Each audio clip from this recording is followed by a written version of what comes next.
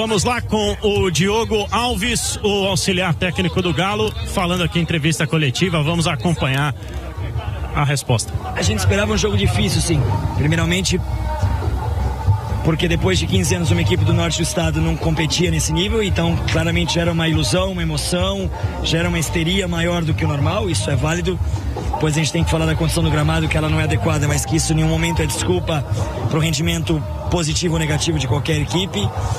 Mas eu acredito que a gente, de certa forma, foi se ajustando, foi se adaptando às demandas que o jogo dava e fez aquilo que era possível dentro daquilo que a gente podia fazer para hoje. Eu acredito que, de forma global, a atuação ela não é super positiva, isso está claro, mas eu acredito que a gente tem que também ter algum tipo de mérito em um adversário que realmente trouxe um pouquinho mais de dificuldade que a gente esperava. O que entra de ideia sua e o que é a ideia do Sampaoli nesse movimento, nessa vinda sua para cá, Diogo?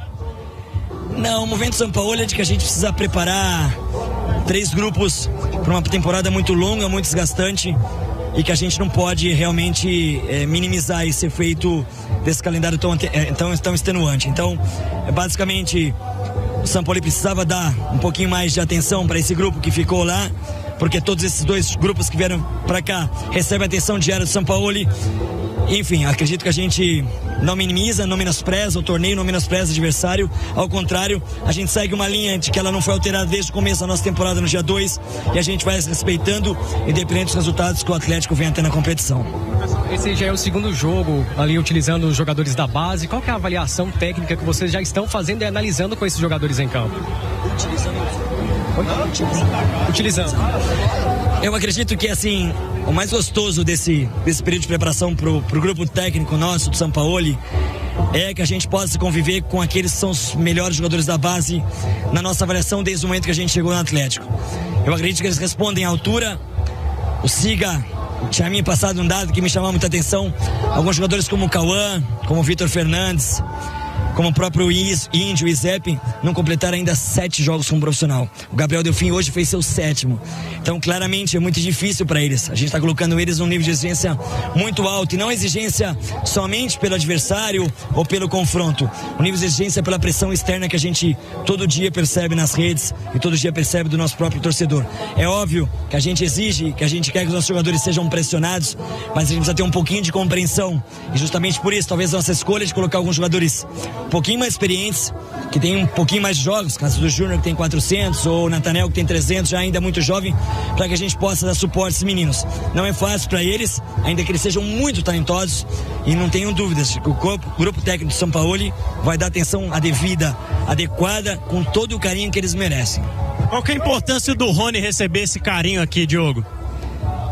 Importância do Rony receber esse carinho, marcar o gol? O Rony deveria receber carinho quase sempre, porque o Rony é um atleta extremamente profissional ao longo da sua carreira. A gente não está falando de Clube Atlético Mineiro, a gente está falando de Palmeiras, a gente está falando de Japão, de Atlético Paranaense. Enfim, eu acho que é um jogador que merece muito respeito do torcedor, porque ele entrega exatamente a paixão e o amor pelo futebol, pela instituição, pelo clube que o torcedor sempre tem na arquibancada. Então, fico contente que a torcida do interior o valorize e espero que a partir de hoje a gente tenha uma maior aceitação, um maior carinho para esse menino, que esse menino é fora da curva. Menino Cauã, qual que é a avaliação que você faz dele, Montes Clarence? A gente fica contente, o Cauã é da cidade, o Cauã estava super emocionado por estar provavelmente próximo dos seus amigos, seus familiares. O Cauã entrou no momento que o jogo se desenhava para um abafo, para uma situação de bolas muito próximas à área, ele quase toca na primeira, se eu não estou equivocado. Obviamente depois a expulsão condiciona, ele passa a ter uma atuação muito mais defensiva, quase que sem função, mas a gente fica muito feliz, é um menino que a gente segue apostando e segue trabalhando dia a dia. Curto tempo de preparação também curta. Sem dúvida, todas as equipes do país estão sofrendo com isso. A gente vê outros estaduais aí, o próprio Mirassol, hoje acho que foi derrotado, até então vinha sendo derrotado. O Cruzeiro na primeira rodada teve dificuldade, enfim, o torneio de preparação é curto. Os times do interior, acredito que assim como São Paulo, que é o meu estado de nascimento, também se preparam desde os meses de novembro, dezembro, e claramente a demanda vai ficando sempre muito dificultada. Sobre o jogo, né? A equipe, ela veio numa conformação um pouco diferente, principalmente na parte defensiva, com 3 jogadores especialistas ali atrás.